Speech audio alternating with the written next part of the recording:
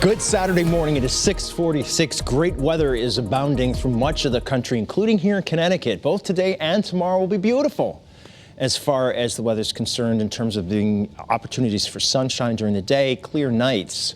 But the thing is that when you have high pressure building in the cold season, very often it leads to some very cold nights. And I think this coming night will be one of those where temperatures will bottom out in the teens and single digits. One other thing that we have ongoing today, yes, we're calling for partly sunny to mostly sunny sky and for good weather. It's going to be cold today otherwise. But one other thing we're calling for is maybe just an isolated flurry or two meandering in from the Great Lakes.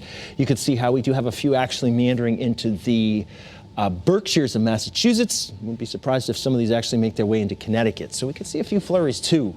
But I'm not too concerned about them causing us too much trouble.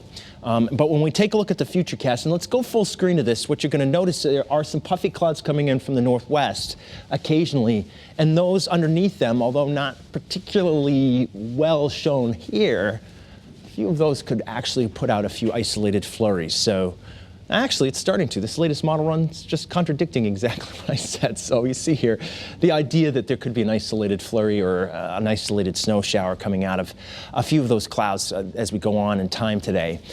But again, as I said, most of us won't have one, and they'll be of little consequence when they do happen, wherever they happen to occur, especially in northwestern Connecticut. I think you're most prone there, but they actually sometimes get through the whole state. So I can't say that, you know, in central Connecticut you wouldn't see one. You very well may. As we get into tonight, you'll see that clear sky depicted here with Futurecast. And when you have clear skies and there's some snow on the ground especially, and it's dry and the wind dies off, you can have some really cold nights and cold mornings. So that's why we're calling for lower teens tomorrow morning with a clear sky. In fact, some towns could even get down into the single digits, particularly I think in northwestern Connecticut. Some of those areas that tend to be the coldest may win their title again tomorrow morning. You see through 9 and noon though tomorrow, it's going to stay partly cloudy. But we will have some filmy clouds rolling in during the midday hours or early afternoon tomorrow. They're the leading edge to warmer air and a wind shift.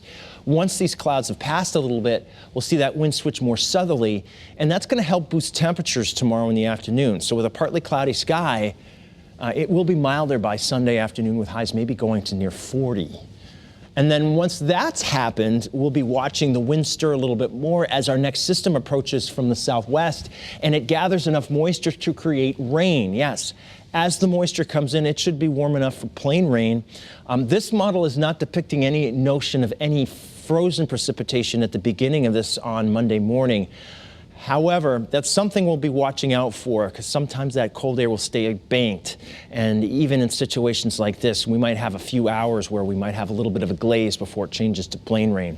But that would be Monday morning. Most of Monday, it's just plain rain that we expect to rain showers. Tuesday, we'll have some passing showers as well with a cold front approaching from the north and the west.